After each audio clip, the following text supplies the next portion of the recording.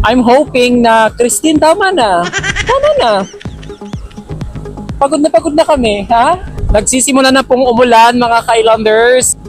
Umulan na naman. Silong tayo, silong. Sumirong daw masaya.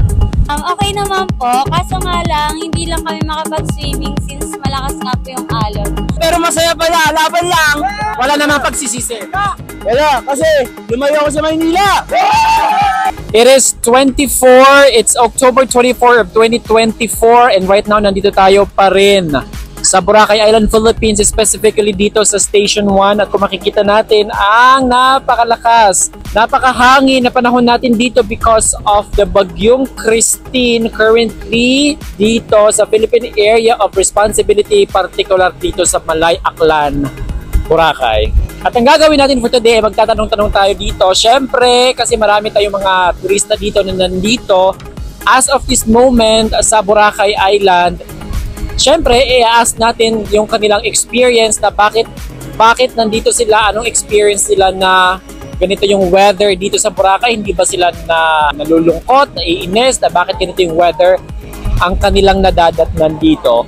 Andito pa rin kami sa Station 1 at sobrang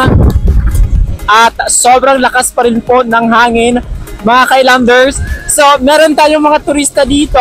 Tatanungin natin dahil sila pa rin ay nagtatampisaw dito sa ulan. Pwede mo naman kayo matanong?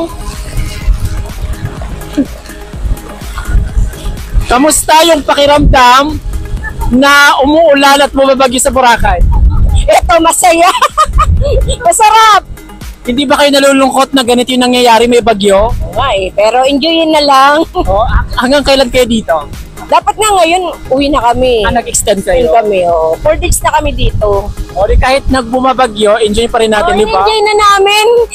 Taga saan pala kayo? Caloocan, Manila. Okay, thank you po. Ingat po kayo.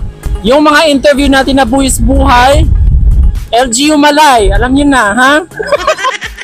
Kamusta kayo dito sa Boracay despite of the current weather natin? Okay naman po, kaso nga lang, hindi lang kami makapag-swimming since malakas nga po yung alon. Then, nakakalungkot lang din po dun sa hotel po na pinagbukan namin kasi hapon pa talaga dapat kami. Then nangyari, kinancel yung flight, kakarating lang po talaga namin.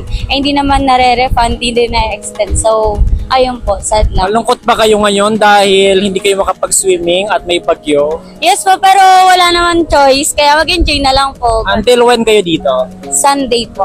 Sunday lang. Yes. Sana maging okay na bukas para makapag-ano Ano kayo. nga po, katulad nga. First time niyo dito? Yes po, first time. Pero first time niyo, ito yung, hindi ko na tatanungin kung kamusta kasi I'm sure hindi maganda, di ba? Yes. Ikaw naman, kamusta kayo dito? Okay lang din po. Masaya naman po. Kahit na ganito? Yes. Kasi kahit pa paano nakapunta kami sa Boracay. Oo. Thank you, mag-enjoy lang kayo. Nagsisimula na pong umulan, mga ka-islanders, at grabe, sa totoo lang, nalulungkot ako sa mga turista dito right now na nandito sa Boracay Island kasi syempre hindi naman natin hawak, 'di ba, yung panahon na may bagyo ngayon tapos nandito sila kasi nakabook na sila in advance. So, I'm hoping na Christine, tama na. Tama na. Pagod na kami, ha? Gusto na. Hindi na namin kaya yung ganito, okay? Gusto namin mag-enjoy yung aming mga turista dito sa Boracay. Hindi lang dito sa Boracay Island, pati sa buong Pilipinas na inagrabyado mo na. Maganda ka na, Christine. Ha? Okay na yon. At grabe, wala pa ring humpa yung napakalakas na hangin dito at medyo tumila na naman yung ulan. Grabe yung mga nangyayari ngayon dito na hindi natin inaasahan. Actually, mga 3 days nang cancel yung water sports activities. Ito yung nangyayari ngayon dito, makulimlim, madilim ang panahon because ayaw pa rin magpatalo ni Christine. Guys, umulan na naman ng malakas! Woo! Umulan na naman. Silong tayo, silong. Sumirong daw masaya. Sa lahat ng ating mga kababayan dyan, please, magstay lang po kayo sa bahay. Keep safe. At dapat lagi tayong handa sa kung anumang mga sakuna. Just right now na nangyayari dito sa Boracay Island, Philippines. At nandito kami ngayon dito mismo sa D-Mall area kung saan wala masyado akong nakikitang pwede natin ma-interview. Pero may nakikita ako doon ng mga tao na naglalakad doon. Tatanungin natin sila. Currently ay naliligo po sila ngayon despite of the weather, despite of this napakalakas na hangin at napakalakas na ulan dito sa Boracay Island. Talagang that's the Filipino spirit, ika nga. At ayan, tanongin natin yung ating mga kababayan dito. So, kamusta? Laban lang po sa buhay! Ano ang pakiramdam nyo na nandito kayo sa Boracay Castuwa Bagyo? Noong una, malungkot pero masaya pala. Laban lang. Okay.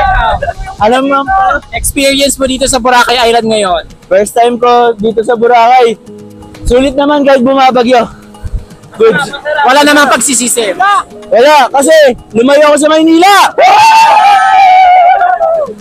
Wala namang pagsisisi na nandito kayo sa Wala po, Boracay. hindi mainit. Masarap ang swimming. Sayang lang, hindi makakapagtan ng katawan. Kasi malamig. Taga saan sila? Taga saan? Ha? Taga saan? Nagawa Manila. Hanggang kailan kayo dito? Hanggang 26. Mag-enjoy kayo ha? Enjoy! Oh, isang A! That's the Filipino spirit I'm talking about, mga Islanders. Ayan, di ba? Dito ako ngayon sa guardhouse dito sa Boracay at mag-a-ask tayo sa isa sa mga nakatoka na lifeguard dito sa Boracay, dito sa may Station 2. Hi sir! So ano ba yung mga preparasyon at paghahanda ninyo dito sa Boracay na ganito yung nangyayari or ganito yung panahon? Siguro sir, yung safety muna sir para yung mga senior natin na magbalik-balik sa Boracay na hindi na accident. So ngayon ay naka-red alert. Naka-red flag po tayo ngayon, bawal sir, pero sa mga kulit ng swimmer natin naliligo pa rin sila kahit nabawal. Pero andyan naman kayo para Andito pa rin kami para bantayan sila kung mga aksidente maagapan po natin.